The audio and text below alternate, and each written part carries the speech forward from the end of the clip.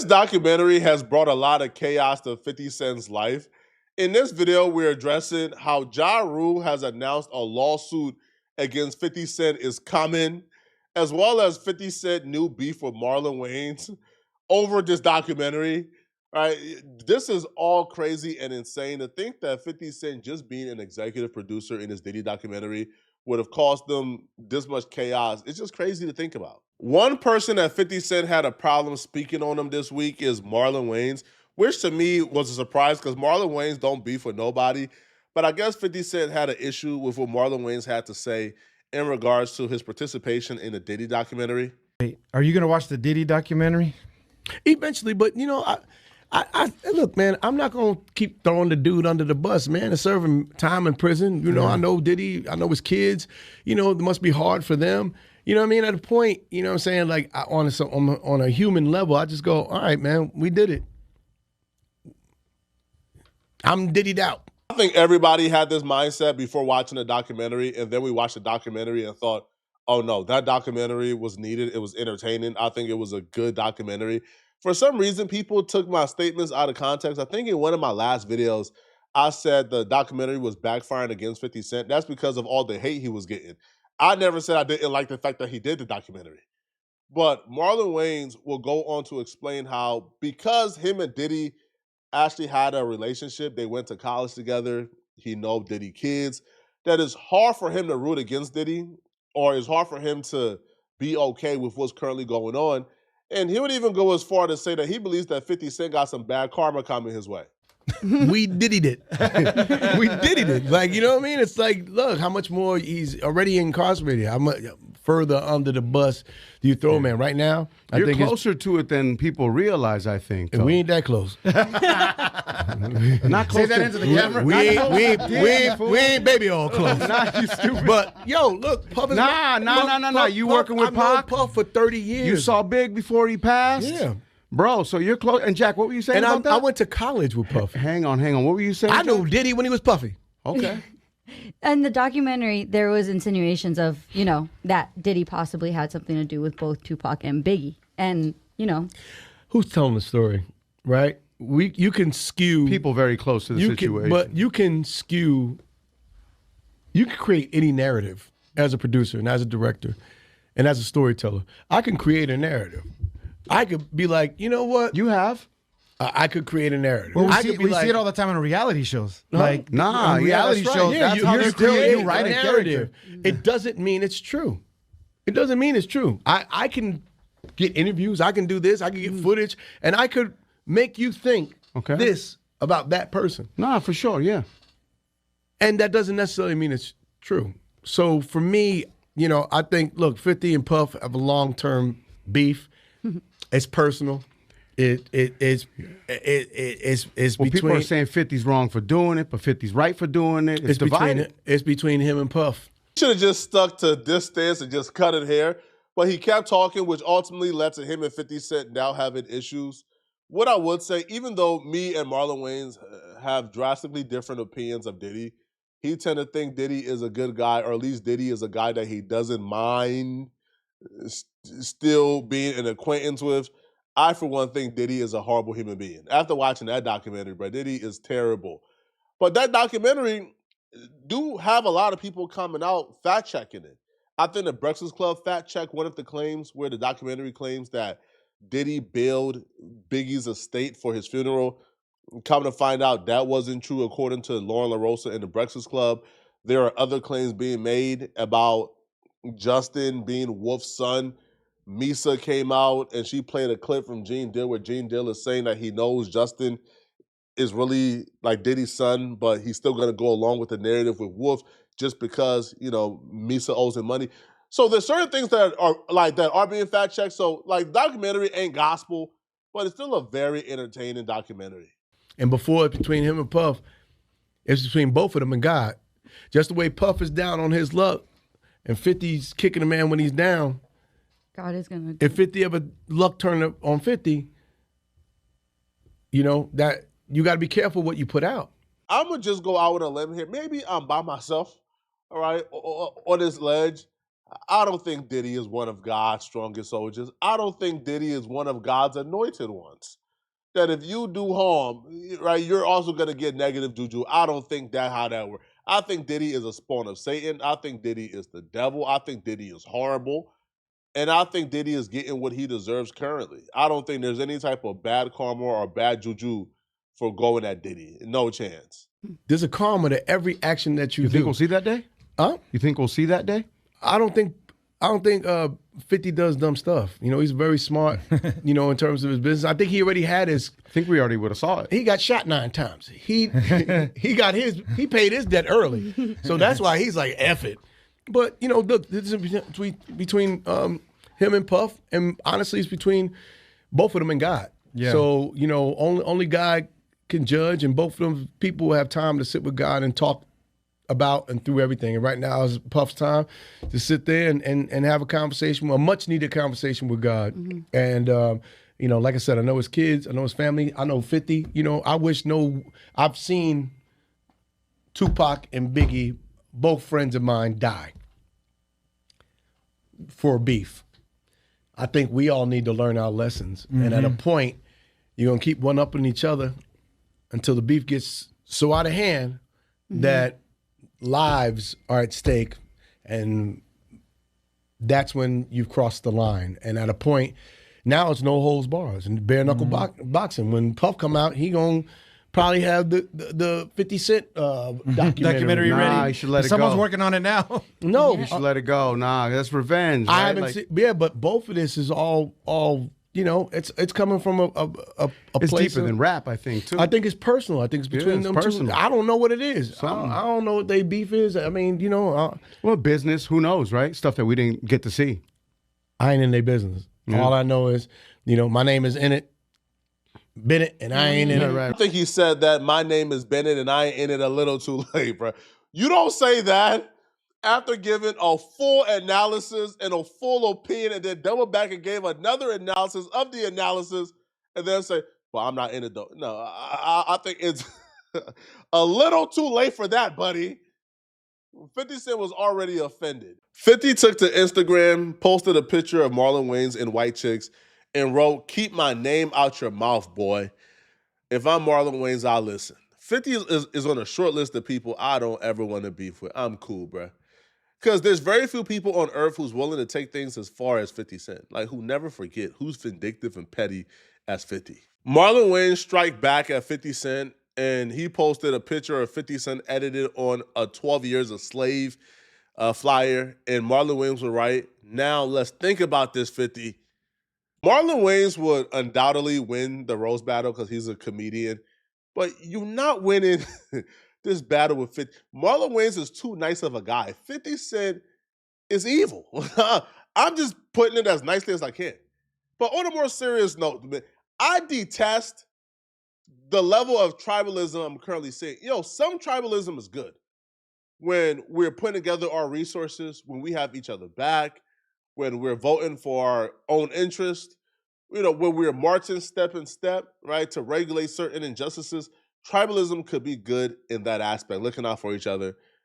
But tribalism that states that I can't call out my brother if he does wrong because he's black is crazy. Because I'm a black man, I'm not allowed to call out another black man who's a perpetrator, who's an abuser. Well, what part of the game is this? If we all believe that Diddy did what he's been accused of, and we've seen it on camera, Diddy beat up Cassie on camera. So at the very least, he beats women. Diddy admitted he had a huge problem. He was sick at some point and kept putting his hands on women. But we now found out that even after Diddy apologized to Cassie, he put hands on 50 Cent's baby mama. He put hands on Daffy and Joy. After his apology to Cassie, after the feds were investigating him, he put hands on Daffy and Joy, and that was brought up in court. So Diddy is not a good guy. Diddy is a terrible person. Diddy is an abuser. We know this. During the trial, we were saying, including myself, we know Diddy is a terrible human being. But Diddy ain't commit no RICO, bro. And we can't allow y'all to to get Diddy convicted of a RICO. Because if Diddy gets convicted of a RICO, that sets the precedent for everybody else to get convicted on RICOs. But if 50 Cent is doing a documentary calling this out, right? Now, 50 is claiming he's sticking up for black women, he's sticking up for the victims. I think that's cap. I think 50 Cent is doing this to serve himself. But even if him doing it for himself indirectly helps out the victims, then how exactly is 50 Cent a sellout? Even hypothetically speaking and literally speaking, even with the stories we know is true and the stories that we're kind of just assuming is true, most of Diddy victims are people of color. The men and the women. Most of them are people of color. So if 50 Cent is doing this to give the victims a voice, then isn't that as pro-black as it gets? Why is 50 a sellout? Are we not allowed to hold like other black people accountable? Is it just because like you're black, we're supposed to just take a blind eye to everything you're doing?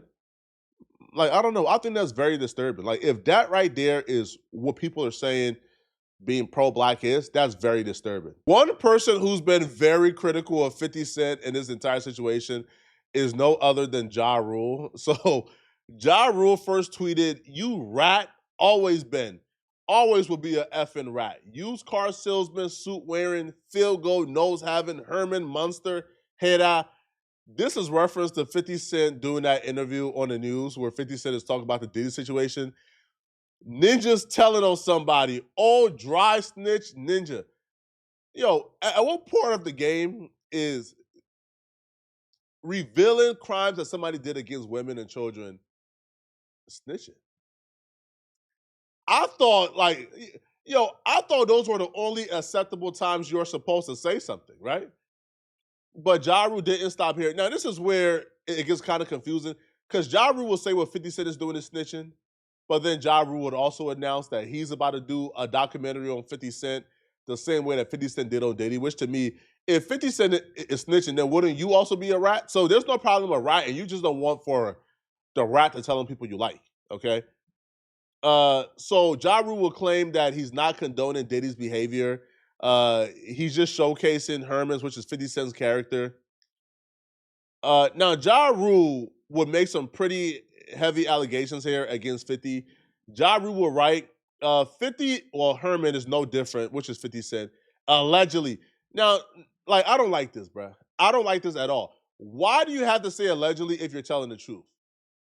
When I hear allegedly coming out of somebody's mouth while they're simultaneously stating things for like to be a fact, I don't respect it. Like, I can no longer accept something to be a fact if you're saying allegedly every couple of sentences. Allegedly. 50 Cent has been involved in at least one well-documented domestic violence incident. In June 2013, he was accused of kicking his ex-girlfriend and the mother of his son. Bro, this man chat GPT this. This is crazy, bro. All right, he was accused of kicking his ex-girlfriend and the mother of his son, Daphne Joy, which is also the woman who testified against Diddy, in the stomach during an argument at her Los Angeles condominium, as well as destroying approximately $7,100 worth of her property, including furniture, a chandelier, and a television. The altercation reportedly stemmed from suspicions of infidelity. Los Angeles authorities charged him with one misdemeanor count of domestic violence and 4 counts of misdemeanor vandalism. Jackson pleaded not guilty initially, but later reached a plea deal in October of 2013. Pleading no contest to 1 count of vandalism, the domestic violence and 3 vandalism counts were dropped as part of the agreement. But if the domestic violence charge was dropped, then how is he the same as Diddy? He was sentenced to 3 years of probation, 30 days of community service, 52 weeks of domestic violence counseling, a $7,100 restitution payment to Daphne and Joy, $2,300 in fines, and a restraining order requiring him to stay away from her. 50 Cent denied the domestic violence allegations at this time, though, through his attorneys, stating he had not been arrested and there was no warrant for his arrest. In 2024, okay, yeah, this is just ChatGPT. So what's the point of this? So the point of this is, okay, so gotcha. So he wrote, "It's cool when he do it. It's a problem when I do it. F out of here. 50 and abuser too, allegedly." Yo, this Y'all just look bad doing this, bro. If you need to do this, then don't say it at all. Now, Ja Rule would also repost somebody claiming that 50 Cent did this to a woman called Tatted Up Holly. Ja Rule also says, let's not have selective outrage when it comes to domestic abuse. He says another one, which is just the same tweet he reposted. So Ja Rule would also claim that he's about to do his own documentary, right? So Ja Rule will say right here, I think I'm going to start doing docs. There's a lot to unpack here. Allegedly. 50 Cent issued public apology to girl. Right.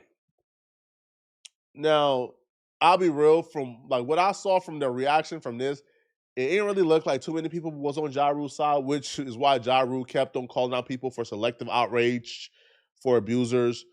Now, when 50 Cent responded back, he posted a video of Gene Deal alleging that Ja Rule and Diddy was apparently doing some very nasty and disgusting things to each other, which Ja Rule wasn't too happy about, and he also responded back after 50 Cent posted this video right here. So I opened the door, and the dude said, yo, I'm here for my cousin. I said, who your cousin? And he said, Ja Rule. I said, well, he busy right now. He said, he busy doing what? I said, he with Puff, they're in the room, they busy, they don't want to be bothered. He said, well, I'm going in there. I said, bro, you ain't going in there, because he told me they don't want nobody to be bothered him. He tried to bum rush me. I grabbed it and threw him against the piano. When I threw him into the piano, Puff and Ja Rule runs out the room. Puff got his towel, Ja grabbing his towel, but they butt the naked. And so then Ja was like, yo, what's going on? Yo, Jay, that's my cousin. He know me well. And Puff was like, yo, Jay, what happened? I said, he tried to get in the room. I told him he couldn't get in the room. And he was like, Puff looked at Ja. He said, yo, Ja said, you ain't want to go in that room because there's a lot of freaking going on. Ja Rule were right. I thought Jughead was smarter than that. Posting a blatant lie to your millions of millions, slander and defamation, dummy, lawsuit on the way. Ja Rule has announced that his lawsuit against 50 Cent is on the way. So exactly how this is going to play out, I don't know. Okay, because Ja Rule hasn't really sued the platform, because that was an Art of the Dialogue interview. So if you're suing 50 Cent for reposting it, now 50 Cent didn't say these things were true. All 50 Cent said was, oh, now I see why they mad, with a repost of a public video that was in the public domain, right? He never really said why. He just says, oh, now I see why they mad, and reposted the video. I don't think you win in a defamation case as a public figure for somebody else reposting a public video of you, okay? But y'all let me know in the comment section, what do you guys think about this, man? Do y'all think the 50 Cent hate is warranted? Because I don't. Let me know, okay? And if you're still watching this video and want to watch another good video, then click on this video right here to find out about the really bad news that Brick Baby and Loose Cannon is receiving. I'm going to see you guys in this video somewhere on my screen. I'm out of here, folks. Peace.